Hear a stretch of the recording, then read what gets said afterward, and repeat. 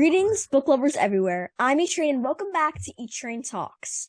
I'm E-Train, an 11-year-old avid reader, literacy advocate, interviewer, podcast host. And I've got to say, every day is an adventure on E-Train Talks, and today's no different, because today I get the chance to sit down, virtually, and chat with the multi-talented, award-winning Canadian author and filmmaker, Hart Snider.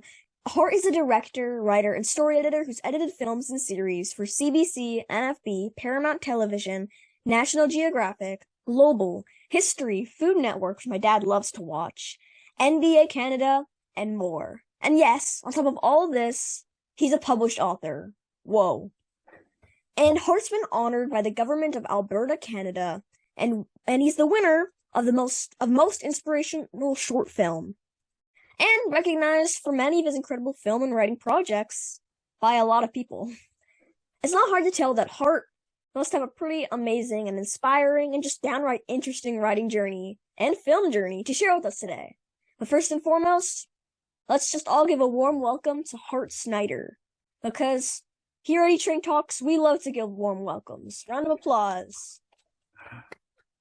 Wow, man, thanks. That was a great intro. You're a good researcher. That was like heavy duty. Good look into the past, so that's exciting. I love Food Network too. And yeah, it's great to be here and talk about the book. So thank you. Yeah, I'm really excited you're here as well. And we're going to be taking a little bit of a dive into the past, and mostly we're talking about the present. The Basketball Game, your newest novel, which is in the past, but I don't think that counts. So one of the main reasons I've been looking forward to talking to Hart is because not only am I very curious to learn more about Hart's new novel, which just came out last month, The Basketball Game, which, in case you haven't heard of it, it's an autobiography told from the perspective of a 9-year-old boy who just so happens to be Hart's younger self. Hart's the protagonist, and it's an incredible true story full of heart, both Hart Snider and Hart. It's written as a graphic novel for upper middle schoolers, and it touches upon serious themes like racism, anti-Semitism, and hate. But the basketball game also shows us understanding, acceptance, and hope. As many of you listening probably know, topics dealing with combating anti-Semitism and racism are really important issues for me as a Jew, and also as just someone who, wants to make a difference and wants to make everyone welcome in this world.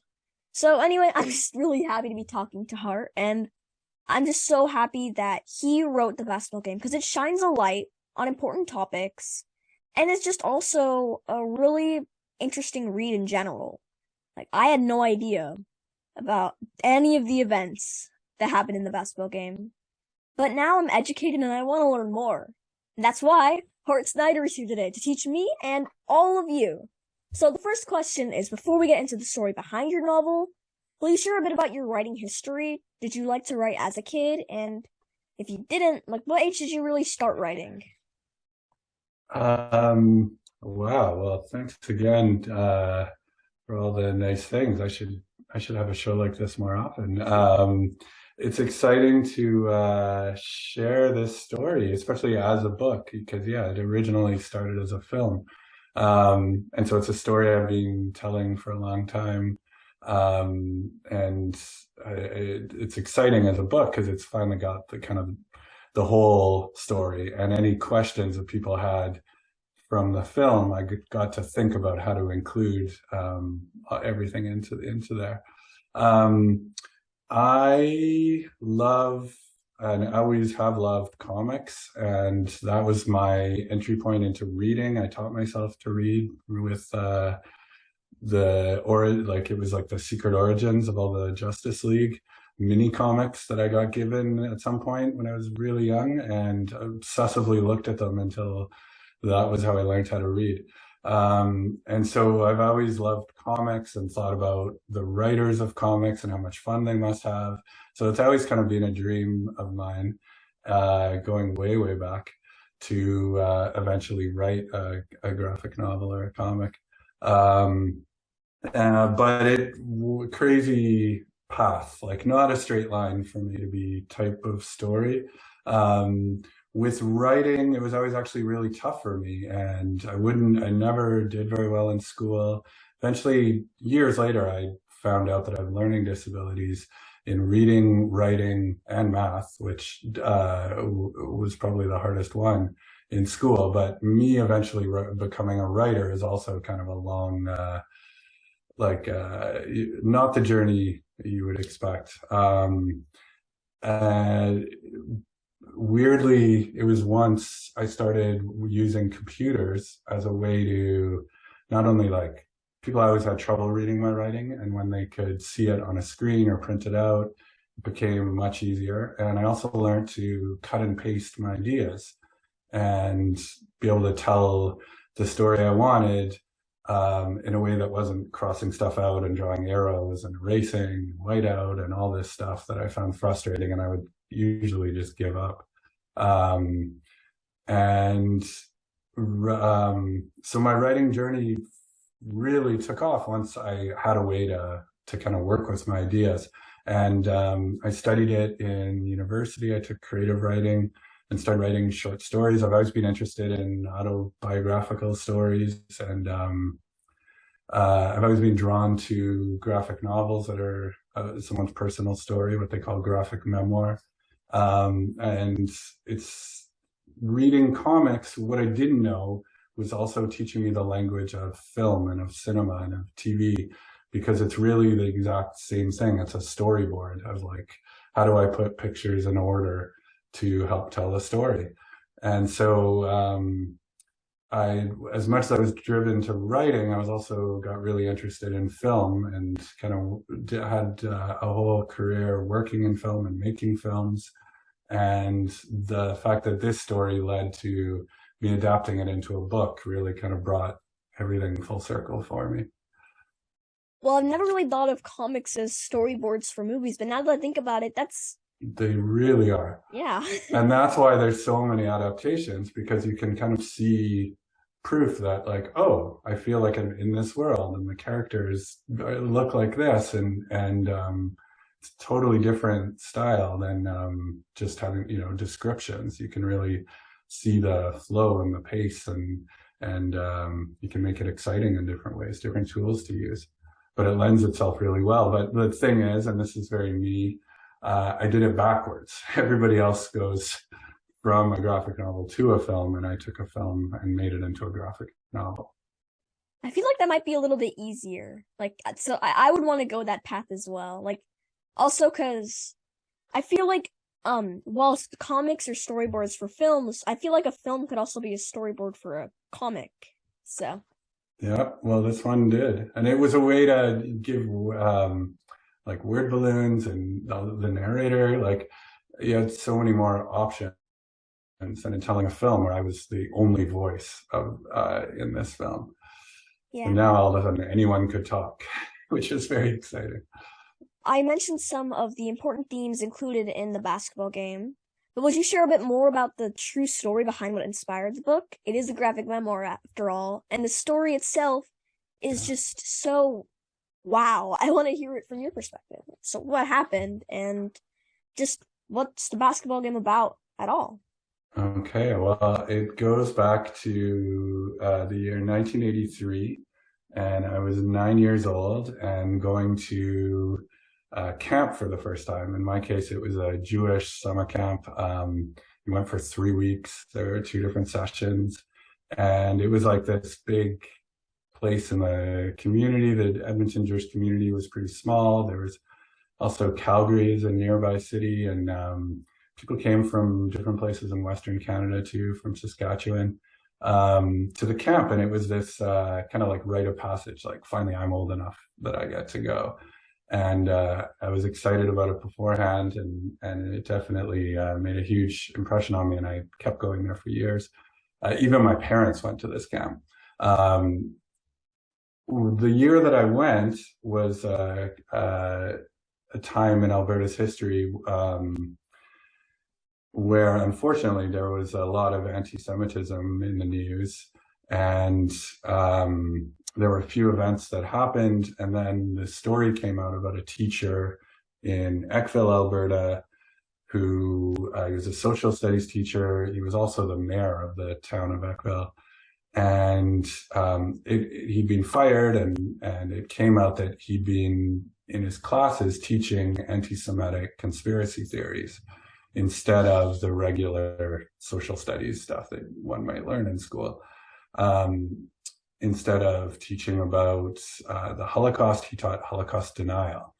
And he not only was found out that he was doing this, it had been going on, I think it was for 11 years by the time it finally came to a head and he was fired. So there was a lot of headlines about it and about how this could have happened. And there was a lot of, fear and worry, and you can imagine a whole range of emotions in the Jewish community about how do we deal with this? This is crazy. A lot of different opinions and people from all across Canada being interested and the world, finding out about the story. And it was this embarrassment. It was, it was a terrible thing to have happened, and the community wondered what to do. And they gave a lot of interviews. There was a lot of public discussion, and it eventually led to a trial, and eventually led to a Keepstra that I'll end his story, which was he was convicted of spreading hate against Jewish people, and it was the first time that Canada's laws about hate had ever been tested by his going to court. So it became an important thing in Canada, his story.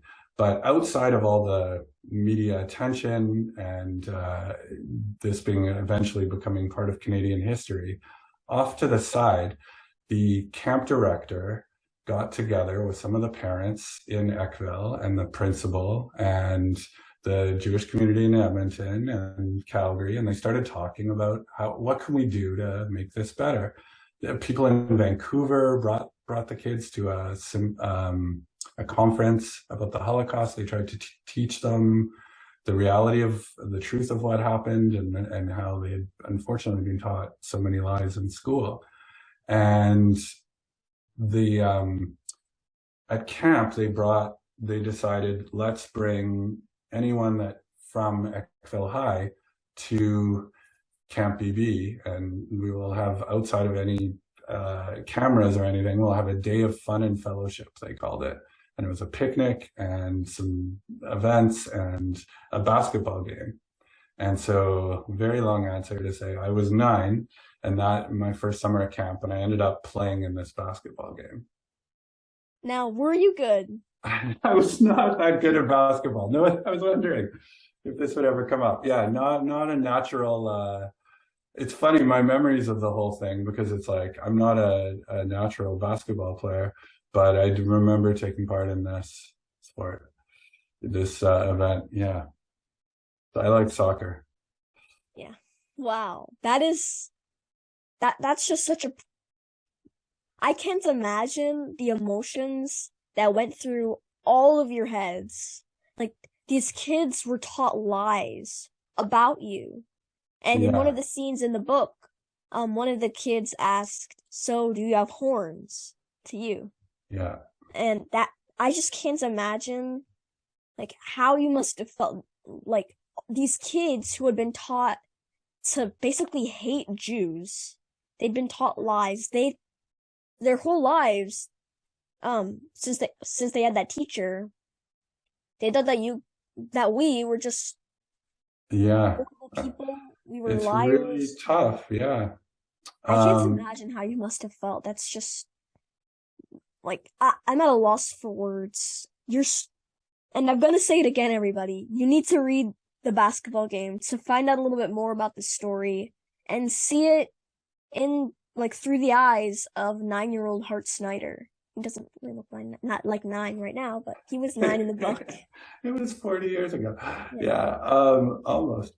I think, that was a crazy situation, but the overall thing that came out of the event wasn't that we were just exposed to, terrible remarks. it was being together, I think, was a way to diffuse all the tension and all the ideas and all the stuff you'd been taught and the stereotypes, and realize that it wasn't just them, that we had our own stereotypes of who they were, and from what they'd been taught. And my friend, I remember him saying it to me back then, but even as adults, I talked to him about it, and he had the exact same thing to say. My friend Danny, who said, it's not their fault that they were taught these things. And until they had a chance to actually interact on a just person-to-person level, it's like, how can you break free of all this stuff, that all these ideas maybe that you've been taught or that you're going to see online, or so many different ways that people unfortunately might see racist ideas or anti-Semitic ideas. Definitely. So hopefully talking about it is a way past it or through it. Yeah, conversations are so important. And speaking of conversations, so in one of the beginning scenes of your book, it says like the only reason you joined the basketball game was because pretty girl asked you. Did that actually happen? Was that actually? Well, I would say with a lot of the story, there's like these moments, because I was 9 and this was a long time ago. That's true. So there's things that I like clearly have never forgotten. And like the moment when they come in on the school bus and step off, and it was like, oh my God, it's them. Like this, like I'll never forget that moment. And the interaction I had on the basketball court before the game, I'll never forget it. And I'll also never forget, by the end of the game, feeling like I was playing basketball and I was more worried, of being in position and making a pass and playing defense. And we were just interacting like regular people. And so those things are all in the story, but I also had to, put it together as a story. So everyone needs characters always need a motivation and a reason to do things. And so me at 9, I was trying to think what are ways that I would have signed up for a thing like this, because it's just, it's not, if I'd known the full extent of it, I probably wouldn't have done it. But I wanted that idea to be in the story. Well, I'm really glad that you added that idea, and I'm just so, I honestly, I believed that was what happened. So, like, it does sound something like a 9-year-old would do. Yeah. The Galit, who's in the story, is based on my wife. So we didn't actually go to camp together, but at her camp, she was really good at making friendship bracelets, and that was like her thing that she was known for. So I kind of put her into the story too, even though she wasn't there. And as I said before, the basketball game deals with important and sensitive themes of anti-Semitism, hate, fear, and prejudice. And as a Jew myself, I'm just so glad that you wrote the basketball game. But I just can't imagine what it must have been like to come face to face with kids that were brainwashed and taught to hate and fear you just because of your ethnicity, just because you were Jewish. So your story shares events that took place, as well as what you were feeling during the events that happened back in camp when you were 9 years old. So what happened next? After you went to the camp, what happened after that? Did you become friends with any of the kids? Did you continue to experience anti-Semitism? Were the events still going on in Alberta? These are all good questions. I don't know where to start. Well, in Alberta, I would say things in the 80s and even in the 90s, there were a lot of flare-ups. And to this day, where you'll hear about an incident, graffiti, or I'm sure a lot of incidents that don't go reported. So it's never, unfortunately, something that goes away. That's true. And yeah, so there were other incidents in that time, but I feel like maybe 10 years ago when I was making the film, I was looking back at that time and thinking it was an important time in Alberta's history and in Canada's history, and I wanted to tell a story that people didn't know, but they connected to an important event. Yeah. Let me think where I was going with that. But in the 40 years that happened since, I guess looking at it now, it's the community's approaches of being open to each other that I think is this important thing that I just want to be out in the world, that there's a lot of different approaches. And I think talking about it and being neighborly and sharing and, having a picnic, like it sounds almost like, how did that work? But of course that worked at the same time, because it's Yeah. just people identifying with each other on an individual basis. And that's how I think you defeat these like ideas like stereotypes and racism. I feel like the basketball game, it's continuing the conversation. It's helping a lot of kids understand what really happened, because reading a news report isn't really going to help us understand what happened, but a graphic Yeah. novel definitely can. And the point of view of a kid, I think, really helps. That's true. Yeah. Um, Even though I think one of the craziest parts of the story is that I was that young when it happened. And I do kind of have 12 and up in there, although it's kind of 11 and up. Also, uh, I feel like you do need to kind of be at a level to talk about it all, because it is tough. Yeah. There's it's a serious subject matter. Um, and I think having the conversations and being open to, having adults that you trust and that you can talk to Yeah. about these things is really important. It is so important. And since starting my podcast, I've heard from several authors that they've been told their manuscripts or their books in general, like they've been told that their books are too Jewish by others in the book industry. Hmm. And they needed to tone down the Jewishness of their writing. Have you ever experienced this in your writing or film journey? And if not, has this happened to anyone that you know?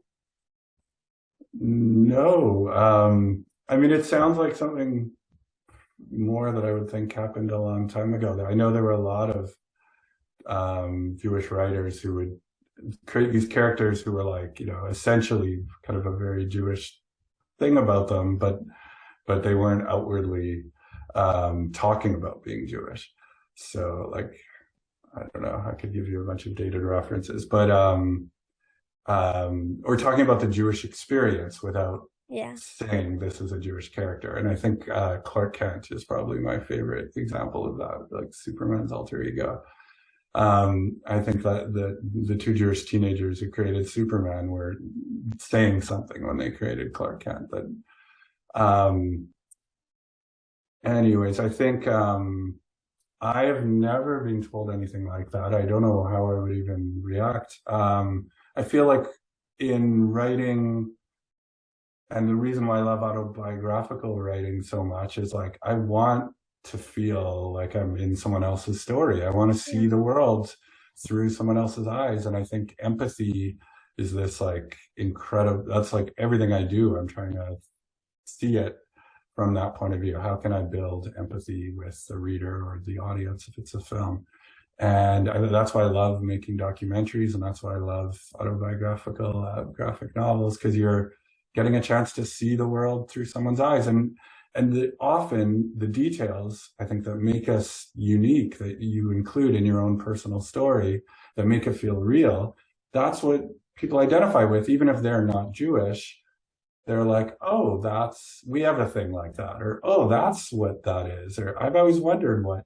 Like Yeah. I included Shabbat in there because Hmm. for me that I remember that making me feel comfortable at camp. Like it's this universal thing, just like I do at home. Cool. And so I wanted that moment in there, but I think it's a way to share who we are. And I love when I get that sort of thing in stories. I'm pretty sure that you're the first filmmaker I've had on my podcast, and I know listeners, and myself included, would love to hear about your journey into filmmaking.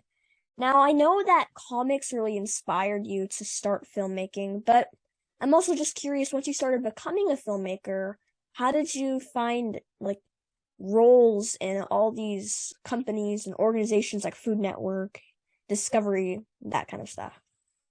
Um, wow. Well, I guess I started with film, just with my friends, making ridiculous things to make each other laugh. And back then we were using VCRs to edit, so we'd have two of them wired together and play one and record on the other one. It was not simple. I don't mean And to sound really young, but what is a yeah, but VCR? what is a VCR? I knew that as soon as I said it. I'm like, it's old. They were tapes that you would Okay. use. So that was how I started. And then, like I was saying, with writing, it was getting on a computer and being able to cut and paste that idea. My mind is very kind of non-linear, and I'll be like, what if I have this idea and I put it here, and then, hey, what is it over there? And I've like, it's kind of from having learning disabilities and ADHD, it's just the way things work. But cutting and pasting words for a story, it was very much the same to do that with film. As soon as it was on a computer, I could move the pieces around. And so I took to film editing very quickly. And um, it's something that I've done. I went to school and studied creative writing, also studied animation, and I also studied communications. And that was my specialty was film. And so I've continued to do kind of all three things. And I love editing, and especially documentary editing, because it's very much like writing. It doesn't start with a script. It's like a giant puzzle where people film hundreds of hours of material, of interviews like we're doing. And then it's my job to go in and figure out how do you turn this into a movie, a story that's just going to be, 90 minutes long, and use like less than 99.99% of all this stuff that I'll throw in the garbage and just take, the hour and a half that tells the story. So that sort of puzzle, I absolutely love. And so I've worked on all sorts of documentary related things, including, Food Network food stories, which some people love. I did a show about food trucks that was really awesome. And I love telling stories that way and seeing the world through the eyes of someone who, I've never met before, but now I kind of look into their world. And so I love that. Yeah. Yeah, and I think it's the kind of thing when I finished school, that was when it was right before YouTube had started, and I was making short films with my friends and sharing them online, and it was right at the start of all of that. And so that was kind of my way into just like making things and making connections, because people were seeing things I was making. And then it led to work on TV shows. First, it was a show about Cirque du Soleil behind the scenes. And they had like hundreds and hundreds and hundreds of hours. And someone had to figure out where the story was. And so I've been doing that for about 20 years on different shows. And each one is a totally different world and experience. So it's exciting. And in my time outside of that, I try and tell my own stories. And so I've made The Basketball Game and Shop Class as two autobiographical animated films, and now turned The Basketball Game into a book. Out of all the short films, videos, and TV shows you've been involved with, which project's been the most meaningful to you? Well, besides The Basketball Game. Wow. Yeah. That's tough, because everything I make, is like the thing I'm slowly working on, Yeah. usually for months. So each and every single time I make something, I'm like, this is my favorite. This Yeah. one is the Makes best thing sense. I've ever done. And then I'll go on and do something else. So it's tough. But the ones that have really connected with audiences or been attached to some bigger thing in society are the ones that I really care about. So The Basketball Game and Shop Class, because they're my own stories, and Yeah. because when they go out, there's this kind of built-in community that was there also, and they love that I'm kind of bringing everybody back to that moment and sharing their own memories of it. So those are really special. And I've written a couple documentary features and edited that are really important because they I don't know, they get seen and it's fun to share Yeah. the creative stuff you do. Yeah, but I can't name them or I'll feel bad. What are you currently working on? Are you working on any short films, maybe some shows for TV shows, or maybe another graphic novel? What are you working on at the moment that we can look forward to? I'm always working on a film. The one right now is about grizzly bears. Ooh. It's about grizzly bears being rewilded. So That's interesting. unfortunately, the cubs, if the mother passes away and the cubs aren't old enough to take care of themselves, they're not going to survive very long. So it's a story about a grizzly bear center in northern BC where they try and raise them until they're old enough to be put into the woods, rewilded. So it's an interesting story. That does sound really interesting. I want to watch that. Yeah, and I'm usually I don't know. I did one about a band before that, a famous Vancouver band, and this great story behind them. I get to work on so many different cool areas where it's like I didn't know anything about it before, and by the 6 months later, I'm going to know everything about it, and hopefully be able to tell the story to somebody else in an hour and a half. If you could be or meet any literary character, fictional or real, who would it be and why? Wow. Ooh. I've thought about this. I've thought about this before because I love comics so much. Yeah. But I'm always like, where would my place be in this universe? Like, if I'm hanging out with Spider-Man, who I love, what's going to happen? Because I've read all the Spider-Man team-ups, and it's usually like you get attacked by a supervillain, and I don't do well in those situations. So I don't know if that's really, if I think about it, where I want to put myself in this scenario. Maybe you can meet Peter Parker. So that's the thing. It's more like a Peter Parker, like background character at the Daily Bugle, or for a while, Superman worked instead of at a newspaper, it was at a TV news. Like I could be the editor there, and I could be the one who discovers, hey, take off the glasses. He looks just like Superman. So I think I could fit in somehow. Maybe if I was like in the secret identity part. But fictional character of all time, if I'm truly honest, like deep down, it's probably Clifford the Big Red Dog, who I have always loved. I love dogs, and if I could hang out with a giant dog, I think I'm done. No one else would come close. And thank you so much for joining me today, Hart. For sure. From the bottom of my heart. I think that people have told you that pun quite a bit. I've heard a lot of puns. I cheer for Hart puns when I hear them, because then I know I'm not alone. Yeah. And I'm just so grateful you shared your story with the world and were able to share your journey with me today. The basketball game is so important, everybody. It's hard to believe that people are still spreading such lies and prejudices all around the world, even in this day and age. But it's so comforting to know that there are ways that we can tackle these problems, that we can make a difference, and not spread hate, but spread love. Make love, not hate, as the great John Lennon and other people said in the 1970s.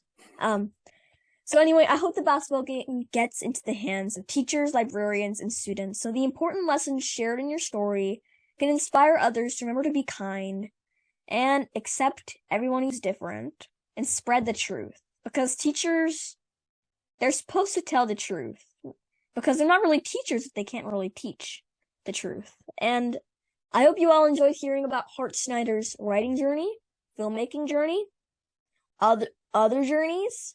He has a lot of journeys. And just thank you so much for joining me, everybody. Thank you so much for joining me today, Hart. And I'll see you in the next one, everyone.